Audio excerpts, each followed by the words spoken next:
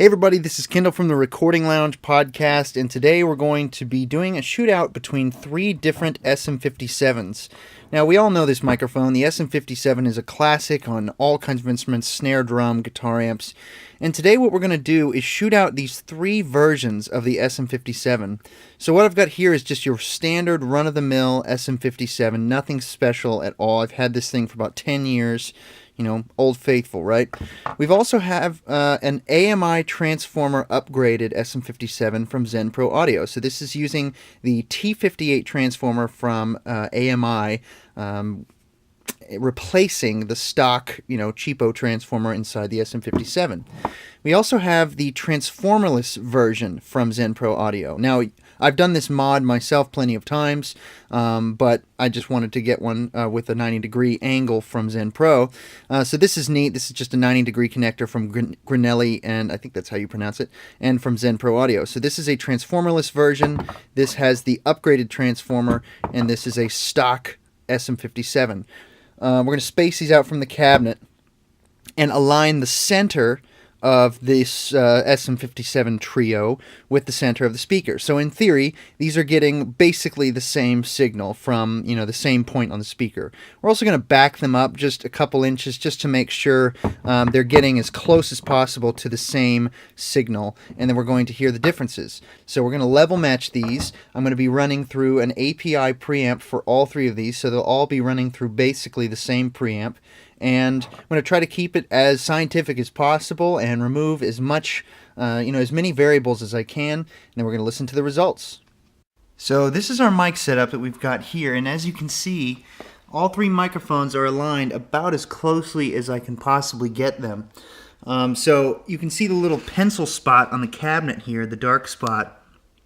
This is the center of the speaker. I looked in with a flashlight and found the center of the speaker very carefully. And all three of these mics, I don't know if you'll be able to see this, are sort of aligned to that center spot. So right in the middle of all three of those microphones is that pencil spot. You can't really see it on camera, but they're backed up about, 2 inches, an inch and a half. I'm going to make sure that these are as closely aligned as possible. So move this guy back a touch, just barely. And we're going to record a guitar through this amp and then play you all the results.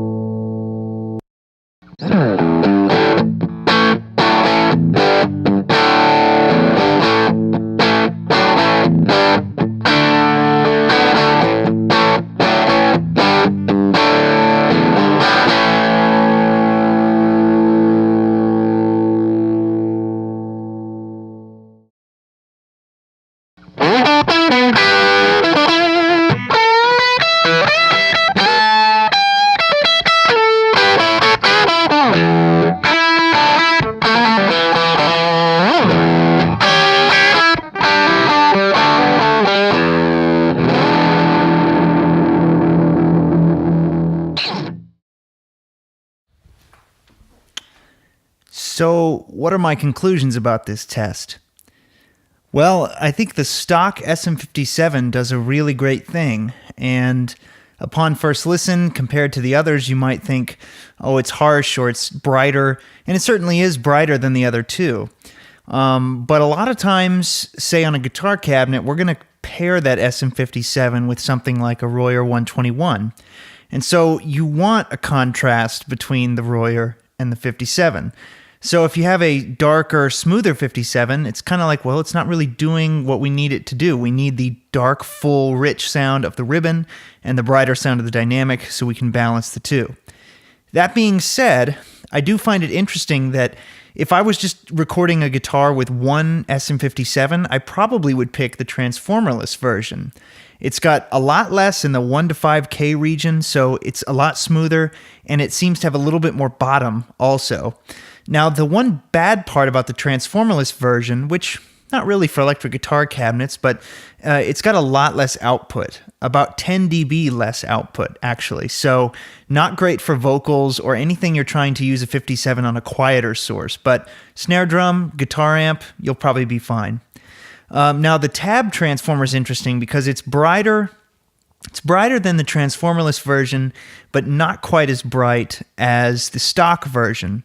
And it doesn't seem to be as peaky in the high mids as the stock version is.